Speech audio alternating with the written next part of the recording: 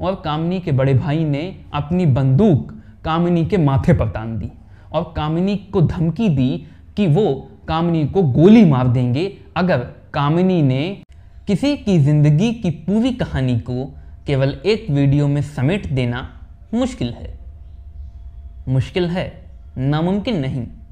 आज मैं आपके लिए बॉलीवुड की बिरज बहू के नाम से मशहूर एक्ट्रेस कामिनी कौशल की जिंदगी की पूरी कहानी लेकर आया हूँ। टीचर बनने वाली कामिनी कौशल आखिर कैसे बन गई फिल्मों की इतनी मशहूर अदाकारा? कामिनी कौशल के सगे भाई ने ही क्यों उन्हें गोली दागकर जान से मारने की धमकी दी? आखिर क्यों कामिनी कौशल को अपने ही भाई से करनी पड़ी शादी, वो भी असलियत में, फिल्म में नहीं? अपने भाई से शादी के बाद क्या है कामिनी कौशल और ट्रेजेडी किंग दिलीप कुमार के एक्स्ट्रा मैरिटल अफेयर की कहानी? दिलीप कुमार से अपने एक्स्ट्रा मैरिटल अफेयर के चलते कामिनी कौशल कैसे बनी अपने भाई की मौत की वजह? वो कौन था जिसने कामिनी कौशल के बेटे को जान से मार डाला? आज कामिनी कौशल कहाँ हैं, कैसी हैं और क्या कर रही हैं? इन तमाम सवालों के जवाब आपको मिलेंगे सिर्फ इस एक वीडियो में। तो चलिए शुरू करते हैं। कामिनी कौशल का जन्म 24 फरवरी सन 1927 को पंजाब के लाहौर में हुआ। बहुत कम लोगों को मालूम है कि कामिनी कौशल का असली नाम कामिनी कौशल था ही नहीं। कामिनी कौशल का असली नाम था उमा कश्यप, जो कि पंजाब यूनिवर्सिटी के जाने माने बॉटनी प्रोफेसर SR कश्यप की बेटी थी। शायद आपको ना मालूम हो, कामिनी कौशल के पिताजी SR कश्यप को father of the Indian botany कहा जाता है। उन्होंने 6 से ज़्यादा पौधों की स्पीशीज खोजी थी और 50 से ज़्यादा बॉटनी की बुक्स लिखी थी। कामिनी कौशल की माँ के बारे में कोई जानकारी कहीं नहीं मिलती। कामिनी कौशल 2 बड़े भाइयों और 3 बड़ी बहनों में सबसे छोटी थी। जब कामिनी कौशल केवल 7 साल की थी, सन 1934 में, तभी उनके पिताजी SR कश्यप का निधन हो गया।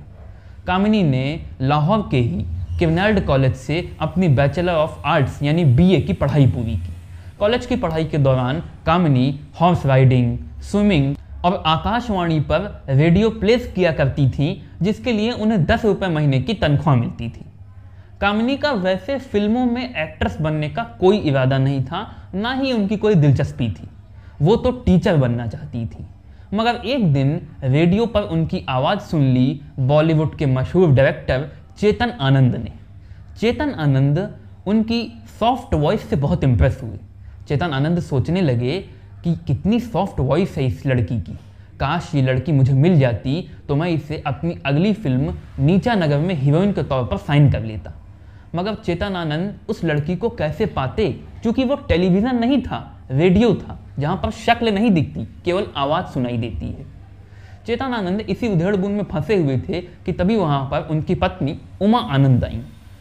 उमा आनंद से चेतन आनंद ने इस लड़की की आवाज़ के बारे में बात की। उमा आनंद ने उनसे कहा कि वो इस लड़की को जानती हैं। चेतन आनंद ने कहा, जानती हो? तुम जानती हो? कैसे? उमा आनंद ने चेतन आनंद को बताया कि कुछ महीनों पहले जब वो अशोक कुमार के साथ लाहौर के किवनार्ड कॉलेज में एक फंक्शन में चीफ गेस्ट के तौर पर गई थी, वहाँ उन्हें उमा नाम की एक लड़की मिली थी जो आकाशवाणी पर रेडियो प्ले किया करती थी। मैंने उसकी आवाज़ उसी वक्त रेडियो पर सुनी थी, इसीलिए मैं इस आवाज़ को पहचानती हूँ, ये वही उमा है। ये बात सुनते ही चेतन आनंद खुशी के मारे उछल पड़ी। अपनी पत्नी उमा आनंद के साथ ही वो लाहौर गए, जहाँ पर उन्होंने कामिनी कौशल से मुलाकात की और कामिनी कौशल को अपनी अगली नई फिल्म नीचा नगर में हीरोइन का रोल ऑफर कर दिया। वैसे कामिनी कौशल का फिल्मों में काम करने का कोई इंटरेस्ट नहीं था, ना उनका कोई मन था, मगर उनके बड़े भाइयों ने उनसे कहा कि मौका अच्छा है, कर ही लो। तो कामिनी ने नीचा नगर में हीरोइन के रोल को एक्सेप्ट कर लिया और चेतन आनंद के साथ बम्बई आ गई, जहाँ पर उन्होंने नीचा नगर की शूटिंग पूरी की। नीचा नगर फिल्म रिलीज हुई और बॉलीवुड की पहली फिल्म बनी जिसे कान फिल्म फेस्टिवल में प्रदर्शित किया गया और कान फिल्म फेस्टिवल में फिल्म नीचा नगर को ग्रैंड प्रिक्स अवार्ड मिला। खुद कामिनी को मॉन्ट्रियल फिल्म फेस्टिवल में बेस्ट डेब्यू एक्ट्रेस का अवार्ड मिला। नीचा नगर की शूटिंग पूरी करने के बाद कामिनी वापस लाहौर आ गई, मगर लाहौर में एक दुखदायक खबर उनका इंतज़ार कर रही थी। लाहौर आने पर उन्हें मालूम चला कि उनकी बड़ी बहन उषा, जिससे वो बहुत प्यार करती थी, उनकी एक कार एक्सीडेंट में मौत हो गई है। बड़ी बहन उषा की मौत के बाद परिवार वाले चाहते थे कि कामिनी अपने ब्रदर इन लॉ यानी अपने जीजा, जिन्हें वो अपना भाई मानती थी, कहा जाता है वो उन्हें राखी भी बांधती थी, उनसे शादी कर लें। कामिनी अपने परिवार की इस इच्छा के खिलाफ थी, वह ऐसा नहीं चाहती थी, मगर कामिनी के मुताबिक फिर उन्होंने अपनी दोनों भतीजियों यानी अपनी बड़ी बहन उषा की दोनों बेटियों कुमकुम और कविता के बारे में सोचा, जो 3-4 साल से ज़्यादा की नहीं थी। कामिनी के मुताबिक उन्होंने सोचा कि बिना माँ के प्यार के तो उनकी दोनों भतीजियों की ज़िंदगी बहुत सूनी हो जाएगी। इसीलिए अपनी दोनों भतीजियों को माँ का प्यार देने की खातिर कामिनी ने अपने जीजा BS सूद से शादी करने का फैसला कर लिया। फिर 21 साल की कामिनी ने अपने ब्रदर इन लॉ यानी कि अपने जीजा, जिन्हें वो अपना भाई मानती थी, उन्हें राखी बांधती थी, उनके साथ शादी कर ली। शादी के पहले तो कामिनी नीचा नगर की शूटिंग पूरी करने के बाद लाहौर वापस आ गई थी, मगर अब चूंकि उनके पति BS सूद बॉम्बे पोर्ट ट्रस्ट में चीफ इंजीनियर थे, इसलिए अब कामिनी को अपने पति BS सूद के साथ बॉम्बे शिफ्ट होना पड़ा। बॉम्बे आने के बाद कामिनी के पास बहुत सारी फिल्मों के ऑफर्स आने लगे। कामिनी के मुताबिक उनके पति BS सूद बहुत ही जेंटल और डिसेंट आदमी थे, इसीलिए उन्होंने कामिनी को फिल्मों में काम करने से रोका नहीं। इसीलिए शायद आपको ना मालूम हो, कामिनी कौशल बॉलीवुड की वो पहली एक्ट्रेस थी जिन्होंने शादी के बाद फिल्मों में हीरोइन के तौर पर काम किया। वैसे कामिनी की डेब्यू फिल्म नीचा नगर अच्छी तो थी, उसे अवार्ड्स भी मिले थे, मगर एक आर्ट फिल्म के तौर पर, कमर्शियल फिल्म के तौर पर इंडिया में नीचा नगर सक्सेस नहीं हो पाई थी।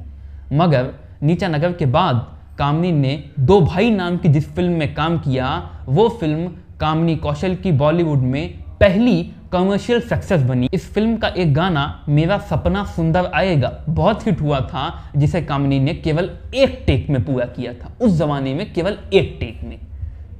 दो भाई के बाद कामिनी ने राज कपूर की फिल्म आग में काम किया।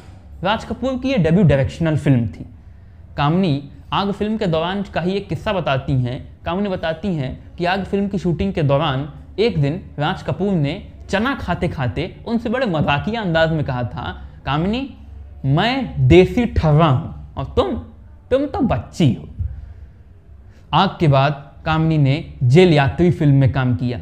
जेल यात्री के बाद उन्होंने देवानंद की डेब्यू फिल्म जिद्दी में काम किया। कामिनी ने देवानंद और सुरैया के साथ फिल्म शायर में भी काम किया। कामिनी ही बताती हैं कि जब सुरैया की नानी बादशाह बेगम ने सुरैया और देवानंद की प्रेम कहानी के रंग में भंग डाला, उन दोनों को एक दूसरे से मिलने से ही रोक दिया, तब सुरैया कई बार कामिनी के ही जरिए देवानंद तक अपने लेटर्स पहुंचाती थी। आज भी कामिनी को देवानंद और सुरैया की अधूरी प्रेम कहानी को याद करके दुख होता है। अगर आपको जानना हो कि सुरैया और देवानंद की अधूरी प्रेम कहानी क्या है, तो मैंने इस पर एक डिटेल वीडियो बनाया है। डिस्क्रिप्शन बॉक्स में दिए गए वीडियो के लिंक पर क्लिक करके आप वीडियो को देख सकते हैं। खैर, इसके बाद कामिनी ने फिल्म शहीद में काम किया। ये मनोज कुमार वाली शहीद नहीं थी, ये दिलीप कुमार वाली शहीद थी, इसलिए इसमें भगत सिंह की कहानी नहीं दिखाई गई थी। हाँ, एक देशभक्त क्रांतिकारी की ही कहानी थी। शहीद फिल्म कामिनी कौशल की जिंदगी में एक बहुत बड़ा बदलाव लेकर आई। कामिनी कौशल ने अपने जीजा, अपने ब्रदर इन लॉ BS सूद के साथ शादी जिम्मेदारी के नाते की थी, मोहब्बत के नाते नहीं। मगर शहीद फिल्म के सेट पर शूटिंग के दौरान उन्हें अपने को स्टार दिलीप कुमार से मोहब्बत होने लगी। और दिलीप कुमार तो शहीद फिल्म की शूटिंग के दौरान पहली ही नज़र में कामिनी को अपना दिल दे बैठे थे। ये बात खुद दिलीप कुमार ने अपनी autobiography Dilip Kumar the substance and the shadow में बताई है। अब कामिनी की मनस्थिति और उनकी ज़िंदगी की परिस्थिति का विचार कीजिए। क्या अजब सिचुएशन थी। कामिनी शादीशुदा थी और शादीशुदा होने के बावजूद उन्हें दिलीप कुमार से मोहब्बत हो गई थी। धीरे धीरे फिल्म मैगजीन्स और अखबारों में कामिनी कौशल और दिलीप कुमार के अफेयर की खबरें छपने लगी। कामिनी के मुताबिक जब उनके पति BS सूद को दिलीप कुमार के साथ उनके इस अफेयर का पता चला, तो BS सूद को इससे कोई आपत्ति नहीं थी। कामिनी के मुताबिक उनके पति BS सूद बहुत ही जेंटल और डिसेंट किस्म के आदमी थे। BS सूद ने कामिनी से कहा कि वो जानते हैं कि कामिनी ने उनसे शादी जिम्मेदारी के नाते की है, मोहब्बत के नाते नहीं, और वो ये भी जानते हैं कि दिलीप कुमार के साथ उनकी मोहब्बत पवित्र है। इसीलिए कामिनी और दिलीप कुमार के इस प्रेम संबंध से उन्हें कोई आपत्ति नहीं, ये स्वाभाविक है। मगर कामिनी की फैमिली उनके इस एक्स्ट्रा मैरिटल अफेयर के सख्त खिलाफ थी, खास तौर से उनके बड़े भाई। मशहूर आइटम डांसर हेलन के पहले पति और फिल्म डायरेक्टर PN अरोरा बताते हैं कि एक बार शूटिंग के दौरान कामिनी के बड़े भाई, जो कि मिलिट्री में थे, अपनी बंदूक लेकर आ गए और कामिनी के बड़े भाई ने अपनी बंदूक कामिनी के माथे पर तान दी और कामिनी को धमकी दी कि वो कामिनी को गोली मार देंगे अगर कामिनी ने दिलीप कुमार के साथ अपना रिश्ता नहीं तोड़ा। PN अरोरा के मुताबिक उस दिन कामिनी के बड़े भाई ने दिलीप कुमार को भी जान से मारने की धमकी दी थी। मगर जब दो दिलों के बीच इश्क का धागा बंध जाता है तो टूटने में बड़ी कठिनाई होती है। bollywoodshowdees.com के मुताबिक जब उनकी इस धमकी के बावजूद दिलीप कुमार और कामिनी कौशल अपने इस रिश्ते को नहीं तोड़ पा रहे थे तो फ्रस्ट्रेट होकर कामिनी के बड़े भाई ने खुद को ही गोली मार ली। कामिनी कौशल और दिलीप कुमार ने तकरीबन 3 फिल्मों में साथ काम किया। पहली फिल्म थी शहीद, दूसरी थी शबनम और तीसरी थी आरजू, जो कि सन 1950 में रिलीज हुई थी। और सन 1950 में फिल्म आरजू की शूटिंग के दौरान ही दिलीप कुमार ने कामिनी कौशल को शादी का प्रस्ताव दिया। उन्होंने कामिनी से कहा कि चलो शादी कर लेते हैं, मगर कामिनी ने मना कर दिया। कामिनी ने उनके इस मैरिज प्रपोजल को रिजेक्ट कर दिया। कामिनी के मुताबिक उन्होंने दिलीप कुमार से कहा कि नहीं, मैंने अपनी दोनों भतीजियों की जिम्मेदारी ली है कि मैं उन्हें माँ की तरह पालूंगी, उनकी परवरिश करूंगी, और अब अगर मैं उस जिम्मेदारी को नहीं निभाऊंगी तो अपनी बहन को कभी मुंह नहीं दिखा पाऊंगी। इसीलिए अब हमें इस रिश्ते को यहीं ख़त्म करना होगा। कामिनी के मुताबिक उन्होंने उस दिन दिलीप कुमार के साथ अपने सारे रिश्ते खत्म कर लिए, अपना प्रेम संबंध खत्म कर लिया। दिलीप कुमार कामिनी के इस रिजेक्शन से बुरी तरह से टूट गए थे। उन्होंने अपनी autobiography Dilip Kumar the substance and the shadow में खुद बताया है कि वो कामिनी के इस रिजेक्शन से बहुत दुखी थे और कामिनी के इस रिजेक्शन ने उन्हें जो घाव दिए वो घाव तभी भर पाए जब उनकी ज़िंदगी में मधुबाला की एंट्री हुई। इसके बाद कामिनी अपनी पर्सनल और प्रोफेशनल लाइफ में आगे बढ़ गई। सन 1952 में कामिनी ने फिल्म पूनम में काम किया, जिसमें उनके अपोजिट थे बॉलीवुड के legendary actor Ashok Kumar. Film Poonam के दौरान का ही एक बड़ा मज़ेदार किस्सा कामिनी बताती हैं कि एक बार फिल्म का पूरा क्रू ट्रेन से कहीं जा रहा था। रात में किसी ने कंपार्टमेंट में घुसकर कामिनी की तकिया चुरा ली और उसकी जगह एक कागज़ का नोट छोड़ दिया, जिस पर लिखा था, अगर आपकी निगाह में आपकी तकिया चुराना भी रोमांस है तो मैं आपका तकिया चोर प्रेमी हूँ। पूनम फिल्म ज़बरदस्त सुपरहिट हुई थी। उसके बाद सन 1954 में मशहूर डायरेक्टर बिमल रॉय ने कामिनी को अपनी फिल्म बिरज बहू में हीरोइन का रोल ऑफर किया, मगर कामिनी चूँकि उस वक्त प्रेग्नेंट थी इसलिए उन्होंने मना कर दिया। मगर बिमल रॉय हर कीमत पर इस रोल के लिए कामिनी को ही साइन करना चाहते थे, इसलिए बिमल रॉय ने अपनी शूटिंग को पोस्टपोन कर दिया। जब कामिनी की 9 महीनों बाद डिलीवरी हो गई, वो फिर से हील हो गई, तब बिमल रॉय ने कामिनी से ही इस फिल्म में काम करवाया। फिल्म ब्रज बहू के किरदार की तैयारी करने के लिए कामिनी ने शरत चंद्र चट्टोपाध्याय का उपन्यास ब्रज बहू को 20 बार पढ़ा था और शूटिंग के दौरान कई बार अपने किरदार को निभाते वक्त कामिनी सच में रो दिया करती थी, इतना वो कैरेक्टर में घुस जाया करती थी। उसके बाद 50 के दशक में कामिनी ने आस, आंसू और जेलर जैसी फिल्मों में काम किया। एज अ हीरोइन कामिनी की बॉलीवुड में लास्ट फिल्म थी सन 1963 में रिलीज होने वाली फिल्म गोदान, जो कि मुंशी प्रेमचंद के उपन्यास गोदान पर आधारित थी। इस फिल्म में कामिनी ने अंतिम बार बॉलीवुड में हीरोइन के तौर पे काम किया। उसके बाद कामिनी ने अपने आप को कैरेक्टर रोल्स में शिफ्ट कर लिया। सन 1965 में उन्होंने मनोज कुमार की शहीद फिल्म में भगत सिंह की मां का किरदार निभाया। उसके बाद सन 1967 में उन्होंने फिल्म उपकार में मनोज कुमार की मां का किरदार निभाया। उसके बाद उन्होंने फिल्म दो रास्ते में राजेश खन्ना की भाभी का किरदार निभाया। फिल्म प्रेम नगर में उन्होंने राजेश खन्ना की मां का किरदार निभाया। 70 के दशक में कामिनी ने खासकर मनोज कुमार की फिल्मों जैसे रोटी कपड़ा और मकान, पूरब पश्चिम, शोर, 10 नंबरी और सन्यासी जैसी फिल्मों में उनकी मां का किरदार निभाया। 80 के दशक की शुरुआत होने पर उन्होंने बॉलीवुड से ब्रेक ले लिया और बॉलीवुड की फिल्मों में काम करना बंद कर दिया। सन 1984 में एक ब्रिटिश टेलीविज़न सीरियल था जिसका नाम था jewel in the crown. Kamini Kaushal ने उस सीरियल में अंट शालिनी का किरदार निभाया।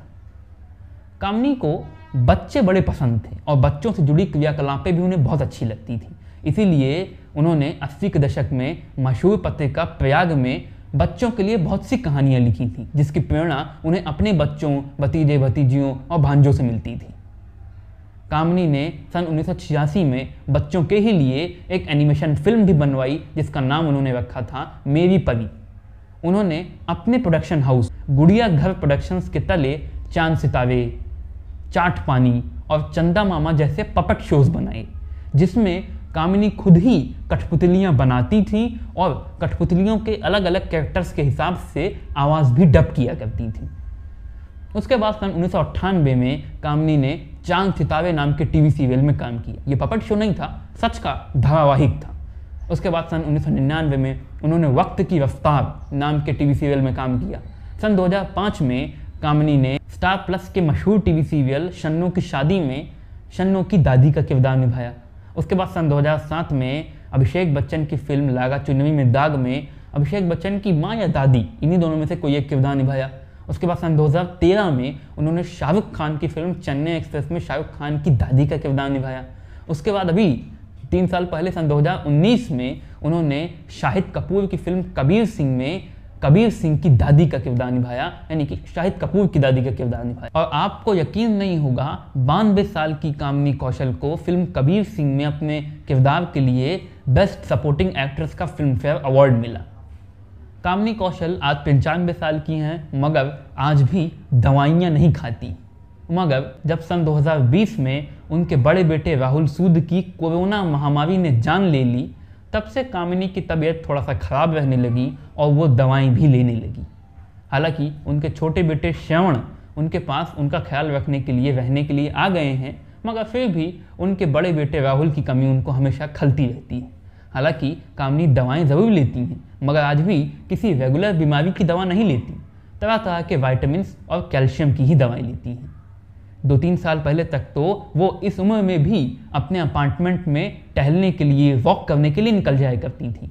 मगर जब से उनके बड़े बेटे राहुल सूद ने छोड़कर चले गए हैं, तब से अधिकतर वो अपने कमरे में ही अकेले रहती हैं। आखिरकार कामिनी कौशल की एक कहानी को ख़त्म करना चाहता हूँ कामिनी कौशल की ही एक बात के साथ। कामिनी कौशल ने एक इंटरव्यू में कहा था, ज़िंदगी हमेशा बदलती रहती है, ज़िंदगी का नाम है बदलाव, और अगर ज़िंदगी बदल नहीं रही तो समझ लेना चाहिए कि वो ज़िंदगी नहीं।